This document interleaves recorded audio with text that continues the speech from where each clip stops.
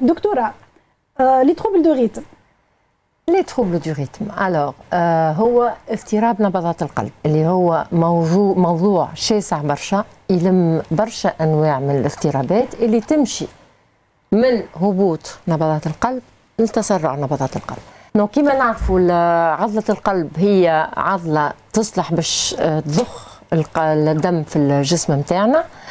العضلة هذه تضخ بنسبة 60 ل 70 نبضة في الدقيقة، وهذا ناتورالمون معدل. كل عبد عنده لو ريتم كاردياك نتاعو اللي باش يكون متعلق بعمره، بالوزن نتاعو، بالامراض اذا عنده امراض معينه، اذا ياخذ في علاجات معينه اتسيتيرا. مانيش باش ندخلوا دون لي ديتاي خاطر سي كيلكو شوز دو تري فاست. والاضطراب هذا يمشي من نزول في هالريتم هذايا اللي هو يستوجب في بعض الحالات العلاج بالتنبيه القلبي. و d'un autre côté et de l'autre côté totalement c'est l'accélération اللي هو التسرع في نبضات القلب اللي هو باش يكون موضوع الحصه نتاعنا اليوم.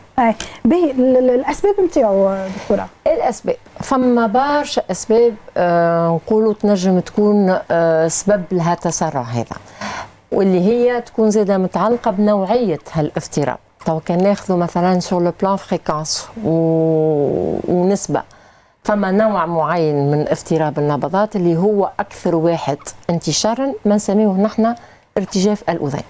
الارتجاف الاذين هذايا نوع من الدقه زايده، النسبه نتاعها تزيد بالعمر، تزيد عند المرضى اللي عندهم مثلا السكري، عندهم ارتفاع ضغط الدم، عندهم سمنه، عندهم سكون ابل نو لو سيندروم دي زابني دو سوماي اللي هو الشخير، والمرضى اللي ما يعملوش الرياضه، ولا الوبوزي المرضى اللي يعملوا برشا رياضه. هذايا سي لو تروبل دو ريتم لو بلو فريكون اللي هو ارتجاف الاذين كما قلنا.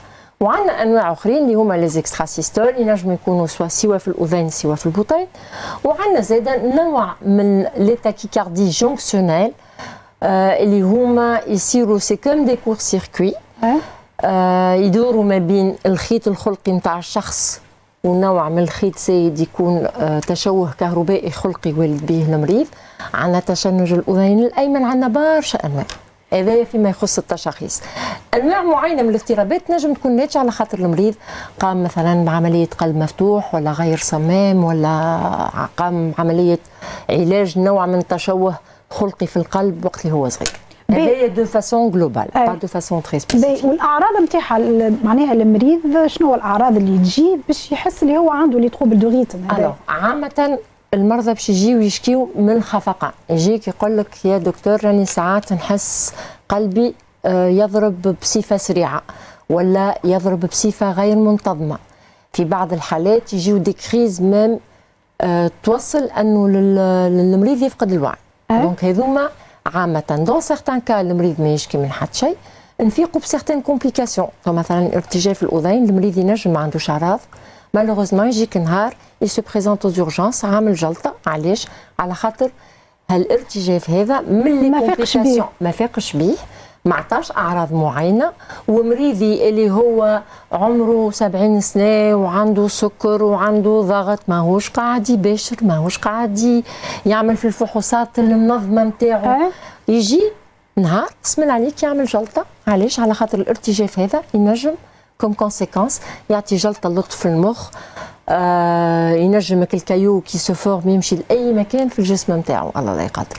سينون ساعات المرضى ما يشكيو من حتى شيء، يجي دون لو كادر دان اكزامان سيستيماتيك يعمل تخطيط، سوا باغ اكزومبل في دون لو كادر نتاع مهنه تتطلب انه يعمل فحص سيستيماتيك والكتروكارديوغرام، نفيقوا مثلا اللي هو عنده نوع معين من تشوه كهربائي qu'on appelle nous une voie accessoire, alors que هو ما يشكي من حتى شيء.